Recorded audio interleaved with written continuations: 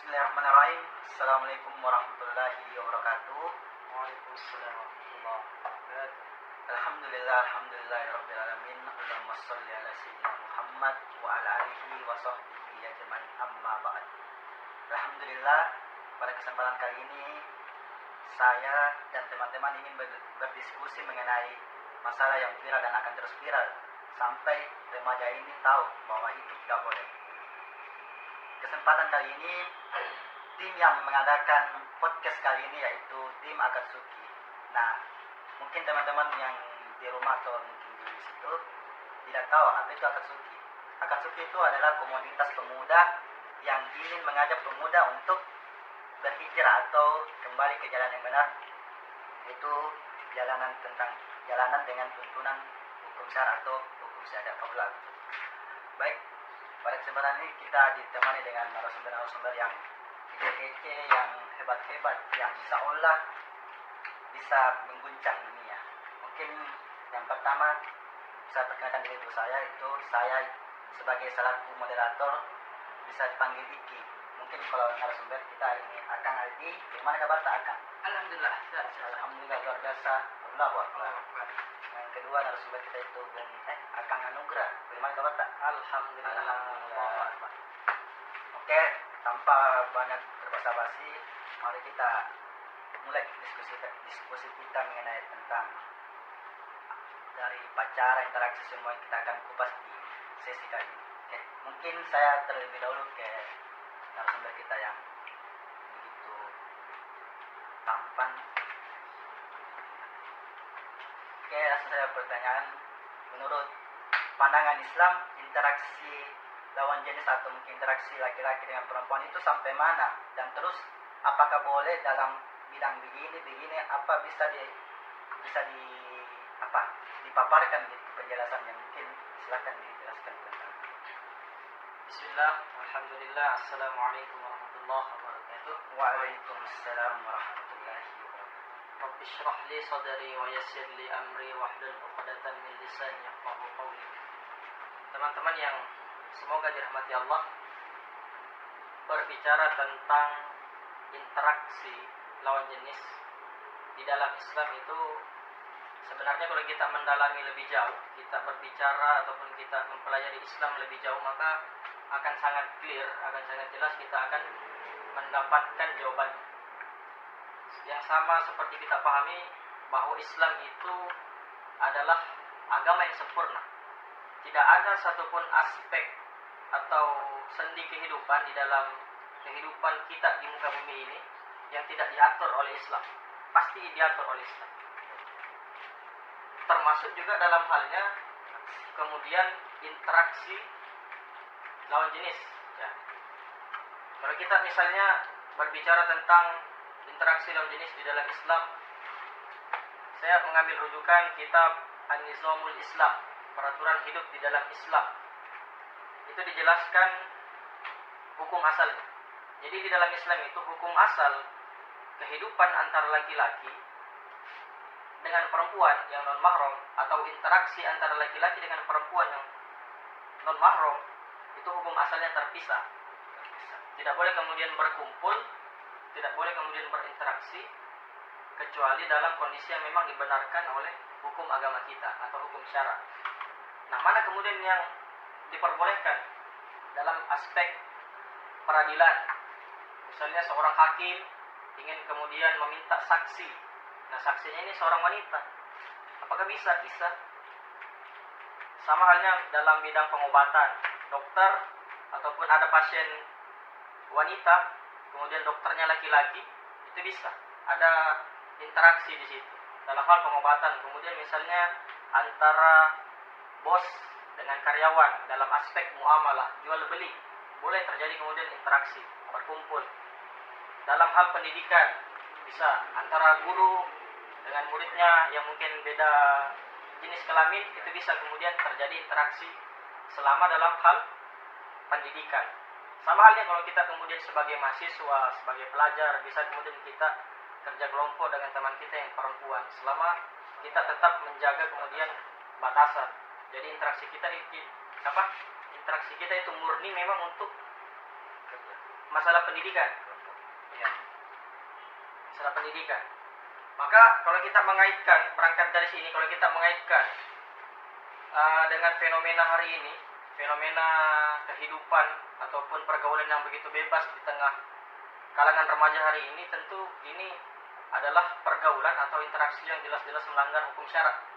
Kenapa? Karena dalam kaitannya pembahasan kita ini antara pergaulan remaja hari ini, itu kemudian tidak ada alasan syar'i yang membenarkan interaksinya mereka. Bahkan saya katakan ini terlarang. Dalam aspek pendidikan tidak ada kaitannya. Pengobatan jelas tidak ada.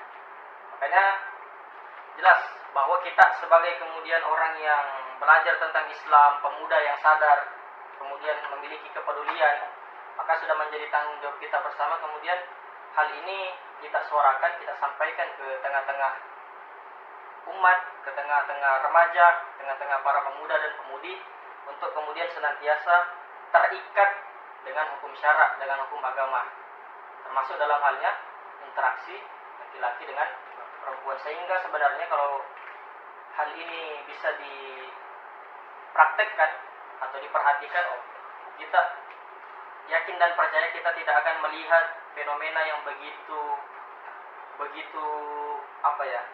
membuat kita ternyata di depan mata miris, kita melihat miris anak yang masih SD hamil di luar nikah, kemudian melakukan aborsi dan seterusnya. Dari dampak dari interaksi yang kebablasan ini. Terima kasih atas jawaban yang diberikan. Nah, itu teman-teman, jadi kalau misalkan kita mau berinteraksi dengan lawan jenis itu memang ada batasannya. Jadi kalau misalkan tidak terlalu penting atau mungkin kita kayak memang cari-cari kepentingan untuk berinteraksi dengan perempuan, itu kayaknya jangan dulu, karena kan dilarang gitu. Iya, tahan nih, nanti setelah nikah baru kita pacaran. Oke, gimana? Oke, mungkin ini pemaparan yang sangat jelas ya teman-teman. Mungkin kita beralih ke narasumber yang kita yang kedua itu akan lagi. Seperti yang diketahui bahwa ada fakta yang saya dapat bahwa remaja itu sudah tahu bilang pacaran itu salah, pacaran itu tidak benar, pacaran itu kayak menjerumuskan kayak negatif, dampak negatif. Tapi masih ada pemuda remaja yang melakukan pacaran itu. Saya mau bertanya tentang itu, apa sih penyebabnya pemuda atau remaja ini masih melakukan itu sementara dia tahu bahwa itu salah? Mungkin bisa dijawab. Baik, terima kasih dari Kang Kit. Seperti dijelaskan tadi dari Kang Nugra, bahwasanya hukum asalnya itu laki-laki dan perempuan itu terpisah. Nah, terkait tentang pertanyaan tadi, ternyata banyak remaja-remaja itu berpacaran, sudah tahu pacaran itu haram, tapi dia melakukan.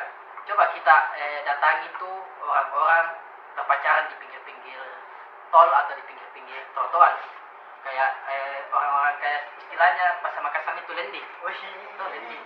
Nah, atau di Pantai Losari atau di Bundaran atau di mana, atau di CPI banyak kita kunjungi. Coba sampaikan satu saja orang yang berduaan itu dengan laki-laki dengan perempuan. Tidak mungkin cuman bicara tentang iya, tidak mungkin bicara tentang bisnis atau yasinan atau apa. Pasti itu orang berpacaran kalau sudah laki-laki dan perempuan yang dimana kita lihat itu berduaan, berbet-betan. Iya, betul. Nah, coba kita tanya ke itu. Pasti dia tahu bahwasanya itu pacaran itu haram. Nah, ternyata banyak alasan-alasan yang membuat remaja itu mau berpacaran, dan alasan pertamanya itu ada alasan pendidikan, alasan sosial, alasan spiritual, dengan alasan-alasan yang baik yang lainnya. Yang pertama alasan sosial, karena dia terpengaruh oleh media-media sosial, melihat tontonan-tontonan yang dimana atau TV-TV yang bisa membolehkan pacaran itu bisa. Iya, artis-artis yang film-film yang public figure yang tontonan betul. tentang itu jadi Betul. kayaknya bisa aja itu sana artisnya bisa juga. Betul. Kenapa saya nggak bisa? kan sama-sama manusia aja, sama-sama punya mata, sama-sama punya apa. Kita lihat dari filmnya Dilan, pasti banyak orang mau seperti Dilan toh, kayak maksudnya bisa di romantis begini, kata-katanya bagaimana cara mendekati perempuan begini, ternyata toh media-media sosial. Nah, alasan pendidikan kurangnya pendidikan agama, kurangnya pengetahuan ya itu, tentang agama sih, Pak. atau kurangnya pendekatan orang tua. Oh, berarti kontrol orang tua ini sangat penting bagi Betul. anak-anaknya nih. Iya. Karena memang kita seperti yang kita tahu bahwa orang tua itu kayak melepaskan dia anaknya. Dia kan kalau misalkan 10 tahun, maksudnya 20 tahun itu bisa mau ke anu sendiri jalan mau gitu. Itu kan diberi kebebasan tuh. Bahkan orang tuanya menyetujui atau mendukung anaknya berpacaran. Wah, Jadi sekali. kayak mamaku nadukun juga. Jadi Tinggal apa Pak? iya, Eksekusi eksekusi itu apa? Kita mami. Ya sudah pacaran Miki. Iya. Karena sama pacaran juga itu di mana kita memuaskan apa? Naluri. Ya. Seperti kayak maksudnya enak begitu. Mungkin dia rasa banyak orang-orang bilang enak bisa berdekatan dengan lawan jenis atau segala macam hal. Mungkin dari itu saja dulu. Saya kembalikan ke narasumber. Moderator. Terima Saya kasih. kembalikan ke moderator. Ya, terima kasih atas penjelasan yang sangat-sangat jelas untuk kita. Jadi itu teman-teman. Jadi faktor yang utama itu bahwa kita sudah tahu tapi melakukan itu kayaknya memang kita sudah lihat faktanya memang orang juga mencontohkan bahwa pacaran itu memang bisa tapi dia tidak lihat dari sisi yang lain begini. Jadi dia kayak ikut-ikutan nih untuk melakukan hal yang istilahnya ikut-ikutan ini kayak ikut-ikutan tapi bukan, tidak tahu apa mengikuti, tidak berdasar gitu. Jadi sangat-sangat miris ya teman-teman kita pada kenyataan yang kita hari ini. Seperti yang diketahui bahwa ini begini. Jadi saya mau kembali ke narasumber pertama bahwa seperti yang dijelaskan tadi bahwa ternyata itu di dalam diri manusia itu ada yang namanya naluri berarti ada yang naluri yang ingin terpuaskan, kan tadi katanya begitu. Naluri. Ya, maksudnya ini naluri ini bagaimana bisa terpuaskan atau bisa terrealisasi dengan kan kita punya gitu kan naluri dengan berkasih sayang sama lawan jenis. Mungkin dalam pandangan Islam itu maksudnya menurut pandangan Islam naluri itu bisa tercurahkan dengan apa, maksudnya bagaimana misalkan pacaran bisa terrelasi naluri atau cara yang halal atau cara yang haram gitu. Jadi di dalam diri manusia, teman-teman sekalian, pada dasarnya itu Allah akan secara otomatis Allah menciptakan dua hal. Yang pertama itu ada disebut hajatul uluhiyah. Apa itu hajatul uluhiyah? Adalah kebutuhan mendasar bagi seorang manusia, yang mana ini harus dipenuhi. Kalau tidak dipenuhi, setengah mati. konsekuensinya sampai pada kematian. Apa misalnya makan, minum. Kalau Anda Itu makan itu sesuatu yang harus dipenuhi. Apalagi istirahat atau tidur harus dipenuhi. Bayangkan teman-teman kalau ada tidak manusia yang pernah makan yang tidak pernah makan dan minum selama 3 hari. Mungkin saja ada, tapi setengah mati, hampir mau mati dia. Artinya itu hajatul uluhiyah adalah sesuatu yang harus dipenuhi, dan itu dia sifatnya datang dari dalam. Yang kedua itu yang kita sebut dengan gorois. Nah, gorois ini dibagi menjadi 3. Ada namanya gorizatul tadayyun, naluri peragama. Ada kemudian yang kedua disebut gorizatul baqa atau naluri mempertahankan diri. Yang ketiga disebut gorizatul nau. Nah, inilah yang menjadi pembahasan kita pada kesempatan kali ini. Apa itu gorizatul nau? Adalah naluri melestarikan jenis. Manifestasinya adalah salah satunya mencintai lawan jenis. Jadi mencintai lawan jenis, atau misalnya seorang ayah mencintai anaknya, sebaliknya seorang anak mencintai ayahnya, ibunya mencintai anaknya, anaknya mencintai ibunya. Termasuk laki-laki menyukai perempuan, ini manifestasi atau bentuk dari gorizatul nau atau naluri melestarikan jenis. Ini secara otomatis ada dalam diri manusia. Makanya di dalam agama kita itu sebenarnya Allah itu tidak pernah melarang seorang manusia atau seorang laki-laki misalnya suka kepada perempuan, tidak. Kenapa? Karena fitrahnya manusia itu memang menyukai lawan jenisnya. Yang menjadi soal itu menyukai sesama jenis. Nah, ini melenceng ya. Jadi menyukai lawan jenisnya, artinya perempuan menyukai laki-laki dan sebaliknya laki-laki menyukai perempuan. Nah, maka yang menjadi persoalan nanti ketika kemudian laki-laki dia mempunyai rasa suka kepada lawan jenisnya, itu cara pemenuhannya itu dua, tergantung. Dia tinggal memilih apakah dia kemudian mau melakukan cara pemenuhan yang syar'i atau yang terikat dengan hukum agama, atau kemudian dia tidak mempedulikan. Yang kedua, dia memenuhi nalurinya itu dengan tidak mempedulikan agama atau nilai-nilai agama.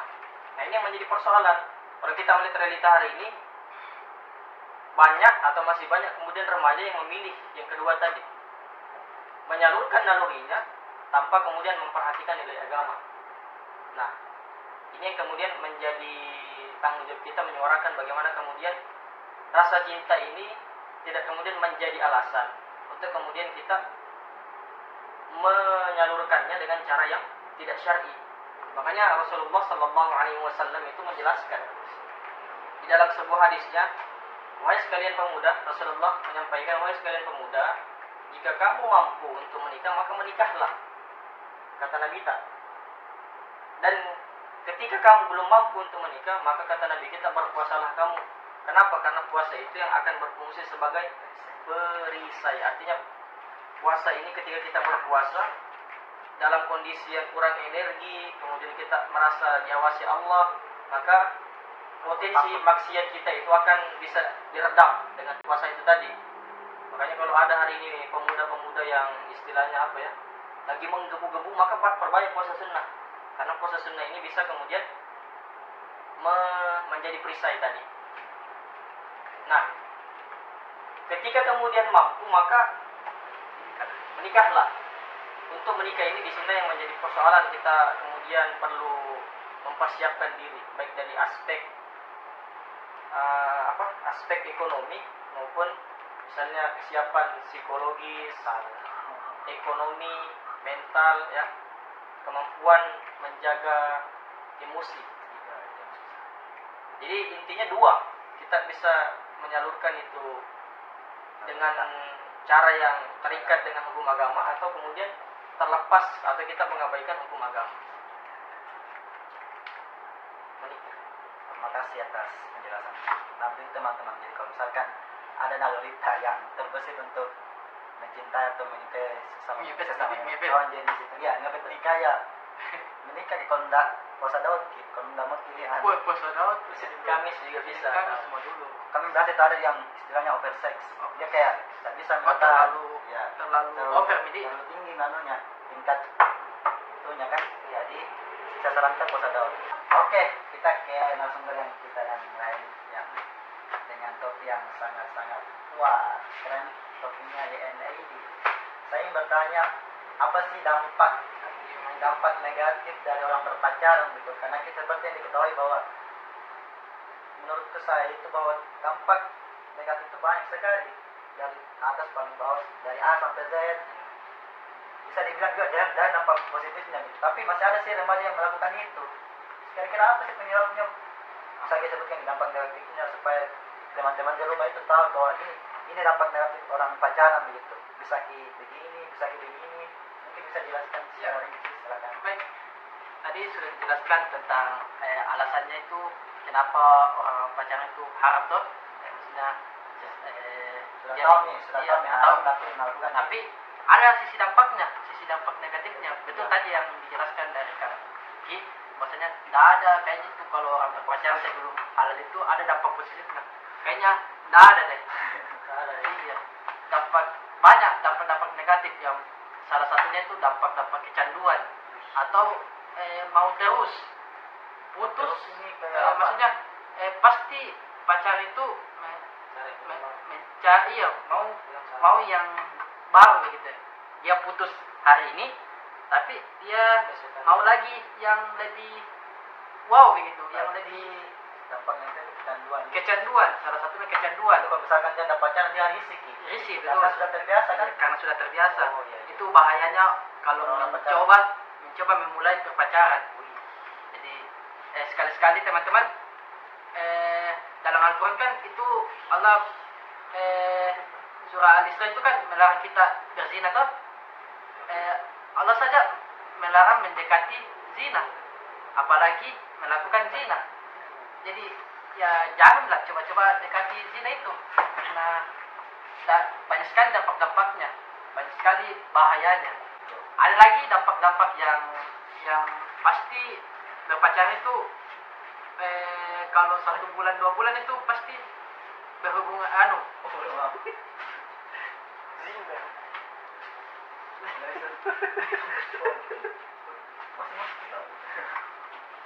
Mau selesai, mau closing dulu ini. Peran negara. tadi dampak kecanduan. Nah, ada juga pasti berpacaran itu tidak mungkin kalau pacaran itu sekedar pegangan tangan toh. Nah. Pasti ada lah yang Pasti dia lebih lakukan, dari pegangan tangan itu. pegangan tangan lagi. Pegangan yang lain. Laki-laki tuh normal, laki-laki wajar kalau dia tidak mau kalau yang lebih dari pegangan tangan itu, seperti kayak berhubungan berhubungan seperti berhubungan intim atau ekstrim yang suami istri berhubungan seperti di mana suami dan istri yang dampaknya itu bisa jadi hamil di luar nikah. Nah, ketika dia hamil pasti jalan satu-satunya adalah aborsi kan. Miris kan kalau kita lihat anak yang tidak berdosa kita aborsi atau gugurkan. Miris sekali dan banyak dampak-dampak yang pasti yang merugikan. Yang padahal kita ini banyak yang aktivitas yang bisa kita lakukan tanpa tidak mesti pacaran. Kayak contohnya kita masuk kayak komunitas hijrah atau bisa juga Akatsuki. Kira ini Akatsuki yang bisa merekrut teman-teman dari itu. Nah, mungkin ada Terima kasih atas jawaban yang diberikan. Oke, kita mungkin pembahasan kita ingin lebih dalam lagi, tapi mungkin ini terakhir atau mungkin sebagai solusi untuk para remaja untuk menahan nalurinya untuk mungkin ada yang sisi-sisi yang lain bisa dari Bang Nabi bisa paparkan bahwa apakah solusi untuk menahan ini atau mungkin ada peran negara kah, peran orang tua juga bisa, peran diri kita sendiri juga bisa, mungkin bisa dijelaskan saya silakan. Ya, mungkin saya akan bagi menjadi 4 poin. Pertama dari aspek individu, apa yang bisa kita lakukan untuk bisa kemudian meredam hawa nafsu kita sebagai manusia normal, sebagai laki-laki normal, untuk tidak terjebak pada pergaulan bebas misalnya. Maka sebenarnya sederhana, sebagaimana yang tadi saya sampaikan dalam hadis, Rasulullah menyampaikan, kalau kamu mampu ya menikah, kalau tidak mampu lakukan puasa sunnah, maka itu bisa menjadi perisai. Kemudian apalagi banyak-banyaklah melakukan hal-hal yang positif. Apa misalnya hobi kiputsal, main kiputsal. Yuk teman tak baru main kiputsal. Kita wali. Nah, apalagi yang kemudian bisa kita menyalurkan hobi masuk dalam komunitas atau dalam kelompok yang sesuai dengan hobi kita. Misalnya klub motor. Kemudian disitulah kemudian kita menyibukkan diri.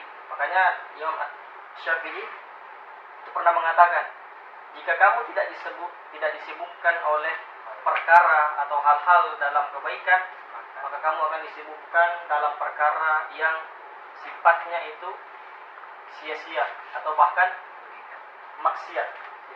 Maka perbanyaklah atau lakukanlah hal-hal yang positif untuk kemudian bisa mengurangi atau mencegah potensi hawa nafsu kita ini untuk bermaksiat kepada Allah. Itu yang pertama. Yang kedua, dalam sisi keluarga. Makanya di dalam Al-Quran Allah Subhanahu wa taala berfirman, "Ya ayyuhalladzina amanu Qu anfusakum wa ahlikum nar. Wahai orang-orang yang beriman, kata Allah, jagalah dirimu dan keluargamu dari api neraka. Maka di sinilah peran penting seorang bapak ataupun ibu yang kemudian harusnya memberikan edukasi, menjaga anaknya dalam kemudian interaksinya dengan lawan jenis.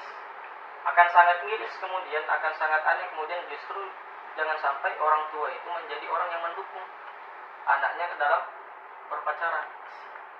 Karena itu jelas-jelas sesuatu yang maksiat di hadapan Allah Subhanahu wa taala. Makanya penting peran seorang ayah ataupun ibu untuk memberikan edukasi, mengajari anaknya tentang nilai-nilai keagamaan sehingga itu bisa menjadi bekal. Kemudian dalam hal yang ketiga adalah tatanan bermasyarakat. Nah, di sini pentingnya membentuk sebuah melakukan amar ma'ruf nahi munkar. Jadi ketika kemudian kita melihat kemungkaran di tengah-tengah masyarakat, di tengah-tengah lingkungan kita, maka kata Nabi, kalau kamu mampu ubahlah dengan tanganmu secara langsung. Kalau kamu tidak mampu, ubah dengan lisan. Kalau kamu tidak mampu, kata Nabi kita, maka hal yang paling rendah itu ingkari dengan hati. Dan itu kata Nabi kita selama-lamanya iman. Maka di sini pentingnya amar ma'ruf nahi munkar. Jangan kita hanya fokus pada diri kita, menyolehkan diri kita, kemudian kita abai terhadap lingkungan kita atau persoalan umat. Yang keempat, ini peran yang tidak kalah penting adalah dalam tatanan bernegara. Jadi negara ini itu ibarat seperti sebuah fondasi. Yang mana kalau fondasinya ini kuat, kokoh, benar, maka insya Allah pasti akan melahirkan bangunan yang juga kokoh, kuat dan indah.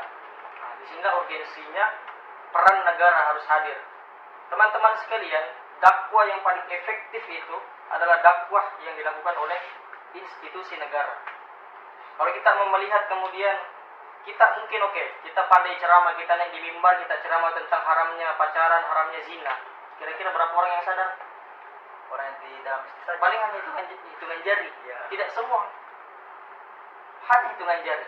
Tapi kalau penguasa dengan kekuasaannya, dengan otoritasnya, dengan fasilitas yang dia miliki untuk kemudian mencegah yang namanya tadi kemaksiatan atau mencegah yang namanya pergaulan bebas, pacaran dalam kalangan remaja, dengan mungkin tanda tangannya dia membuat aturan. Dia membuat aturan, maka aturan itu ketika aturan itu berlaku yang kemudian memberikan sanksi tegas kepada para pelaku perbuatan pergaulan bebas, maka suka tidak suka remaja itu akan mengikuti aturan itu, walaupun dia tidak suka, tapi karena aturan yang bermain maka dia ikuti. Maka di sini pentingnya institusi negara yang harus hadir kemudian mencegah masyarakatnya untuk kemudian terikat dengan hukum syarat, terikat dengan hukum agamanya, sehingga kemudian kita mendapatkan yang disebut namanya baldatun thayyibatun wa rabbun 20. Dan itu yang kita inginkan, dan menjadi tanggung jawab kita untuk terus menyampaikan ini ke tengah-tengah umat dan masyarakat. Allahu a'lam bishawab. Kasih atas solusi yang diberikan oleh negara, bahwa memang peran negara itu sangat penting untuk mengantisipasi semua yang ada di dalam negara itu kan. Jadi mungkin diskusi kita sampai sini. Terima kasih atas narasumber yang hebat, yang sangat-sangat mengedukasi. Insya Allah kita remaja di sana. Semoga yang dijelaskan oleh narasumber bisa masuk ke dalam pikiran dan akal remaja kita. Amin amin. Mungkin sampai sini kita diskusinya. Mungkin di pekan depan atau mungkin kesempatan yang akan datang kita akan melakukan podcast yang kita akan mengupas tentang masalah-masalah yang sangat viral gitu. Sekian. Assalamualaikum warahmatullahi wabarakatuh. Kesekian, tapi kasih. Sekian. Ikan kesepian tanpa kasih masuk dengan konteksnya itu. Nah, sekian tanpa kekasih, sekian dan terima kasih. Kesepian tanpa kekasih. Kesepian dan kekasih. Kali ini saya kesepian tanpa Kesepian, kekasih. kesepian, Tanpa kekasih. kesepian tanpa kekasih. Kesepian. Kesepian iya, tanpa kali- kekasih. Kali ini saya kesepian tanpa kekasih. Jangan kali ini. Kesepian tanpa kekasih, sekian dan terima kasih. Assalamualaikum warahmatullahi wabarakatuh. Oke, sebelum saya menutup perjumpaan kita pada kali ini, saya mau pantun teman-teman. Kesepian tanpa kekasih, sekian dan terima kasih. Wassalamualaikum warahmatullahi wabarakatuh. Waalaikumsalam. Assalamualaikum warahmatullahi wabarakatuh. Itu loh,